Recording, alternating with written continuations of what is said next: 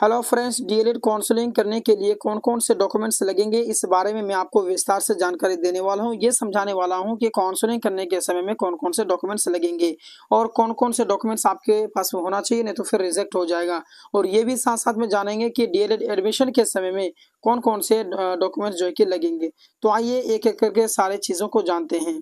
तो दोस्तों देखिए, एक बात बता देता हूँ मैं आपको कि देखिए, काउंसलिंग एक प्रक्रिया है, ऑनलाइन होती है। ये जो प्रक्रिया है काउंसलिंग, जैसे आप करने के लिए जाएंगे काउंसलिंग, तो वो ऑनलाइन होगी, ठीक है, ऑफलाइन नहीं होती है। ऐसा नहीं कि भाई कॉलेज जा करके काउंसलिंग होती है, नहीं। ये प्रक्रिया जो है कि ऑनलाइन होती है, जिसमें लॉगिन करके इसका जो वेबसाइट है वहाँ पर जो है कि आप अपना लॉगिन आईडी है ना, उसका एप्लीकेशन आईडी और डेट ऑफ बर्थ डाल करके जो लॉगिन करते हैं, तो लॉगिन करने के बाद में उसमें आपको पेमेंट करने का रहता है। और जो है कि पेमेंट करने के बाद में कॉलेज का चयन होता है, और कॉलेज का चयन यही प्रक्रिया से काउंसलिंग होती है। सबसे पहले आप ऑनलाइन मतलब कि लॉगिन करेंगे, उसके बाद पेमेंट करने के बाद कॉलेज का सिलेक्शन होता है, और कुछ नहीं। और इसमें कोई भी डॉक्यूमेंट्स नहीं लगता है। आप गलत फहमी में है भाई, काउंसलिंग के समय में कोई भी डॉक्यूमेंट्स नहीं लगता है। डॉक्यूमेंट्स कब लगता है? एडमिशन के समय में। तो एडमिशन के समय में कौन कौन से डॉक्यूमेंट्स लगती है, चलिए आइए बताता हूँ आपको।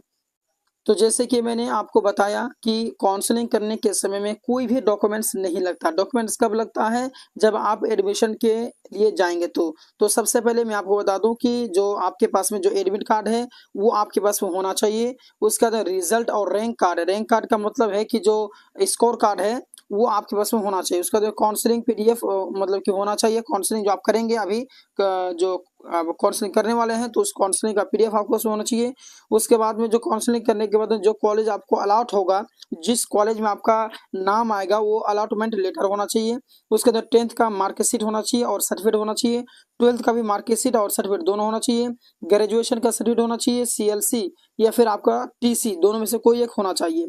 उसके साथ साथ में जाति होना चाहिए, निवास, आय, है ना। उसके बाद में ओबीसी का या फिर एनसीएल का या फिर एनसीएल होना चाहिए। उसके अंदर पीएस से जो कैंडिडेट हैं उसका सर्टिफिकेट होना चाहिए, या फिर जो फ्रीडम फाइटर से हैं उसका भी मतलब कि सर्टिफिकेट होना चाहिए।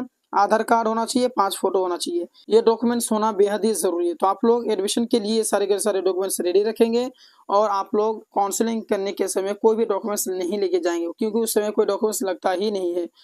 आई होप आपको बहुत ही बेहतर तरीके से समझ में आ गया होगा। मिलते हैं नेक्स्ट वीडियो में। धन्यवाद।